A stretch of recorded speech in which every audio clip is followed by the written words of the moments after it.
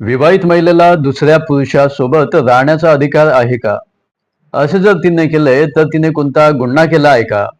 Police तिला जबरदस्तीने वेगळे करू शकतात का? विवाहित पुरुषासोबत राहणे कायदेशीर आहे का? दुसरे लग्न करणे केव्हा गुन्हा ठरते? कुटुंबीय किंवा पोलीस त्या महिलेला वेगळं करू शकतात का? विवाहित स्त्रीचं दुसऱ्या पुरुषासोबत अशा प्रकारे राहणं हे संस्कृतीला धरून आहे का? की मग हा तिचा घटनात्मक अधिकार आहे? भावना बाजूला ठेवा. मध्य प्रदेश हायकोर्टाने यासंबंधी एक अत्यंत महत्त्वाचा निर्णय दिलेला आहे. तो आपण इथे समजून घेणार आहोत.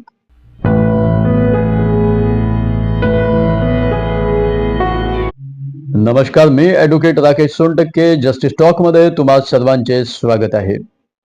आता विवाहित स्त्री जर दुसऱ्या पुरुषासोबत लग्न न करता राहिली तर तो एक गुन्हा आहे का? तर याचे उत्तर आहे नाही. कायद्यामध्ये असा एकही नियम नाही. त्यामुळे तिला पोलीस, कोर्ट, कायद्याचे जाणकार असं म्हणू शकत नाही की तू विवाहित आहेस म्हणून तुला दुसऱ्या पुरुषासोबत राहता येत नाही. परंतु याउलट जर ती 18 वर्षावरील असेल आणि स्वतःच्या इच्छेने जर ती राहत आहे तर यामध्ये तिला घटनात्मक संरक्षण म्हणजे आर्टिकल 21 चे right to life and personal लिबर्टीचे प्रोटेक्शन आहे. परंतु आपल्या समाजाला हे ऍक्सेप्ट करणे कठीण जाईल. समाज म्हणेल की हे चुकीचं आहे, ही नैतिकता नाही. परंतु येथे कोर्टाने स्पष्ट सांगितलं की कोर्टाचं काम हे नैतिकता शिकवणं नाही, तर कोर्टाचं काम अधिकारांचं रक्षण करणे आहे, संरक्षण करणे आहे. कारण भावना वेगळ्या आणि कायदा वेगळा असतो. याऐवजी तिने जर दुसरं लग्न केलं तर, परंतु एक गोष्ट लक्षात घ्या, या कंडिशनमध्ये फक्त लिव्ह इन मध्ये राहणे गुन्हा नाही.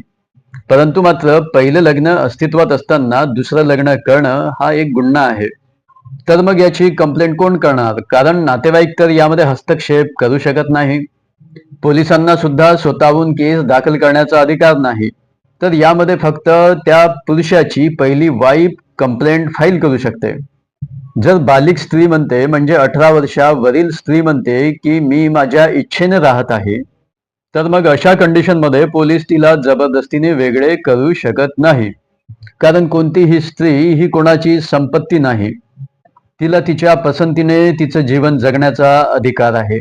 मग तिने घेतलेला तो निर्णय समाजाच्या नजरेमध्ये चुकीचा का असेना, मी इथे क्लिअर करू इच्छितो की प्रत्येक स्त्री ही स्वतःच्या मर्जीची मालिक आहे. तिला कुणासोबत राहायचं आहे, कुणासोबत नाही राहायचं हा तिचा स्वतःचा निर्णय आहे. कोर्टाने दिलेला हा निर्णय कुणाच्या संस्कृतीवर हल्ला नाही, तर हा निर्णय व्यक्ती स्वातंत्र्याचा आहे. कारण प्रश्न असा आहे की आपण सर्व कायद्याने चालणार की भावनेने चालणार, आणि लोकशाहीमध्ये तर अंतिम शब्द हा कायद्याचा असतो. आता आपण ज्या केसवर चर्चा केली ती केस आहे Nik Lal Mehra versus state of MP and others. तुमचं मत काय आहे? कोर्टाने दिलेला हा निर्णय योग्य आहे का? कॉमेंटमध्ये नक्की लिहा. Thank you so much. Take care of yourself.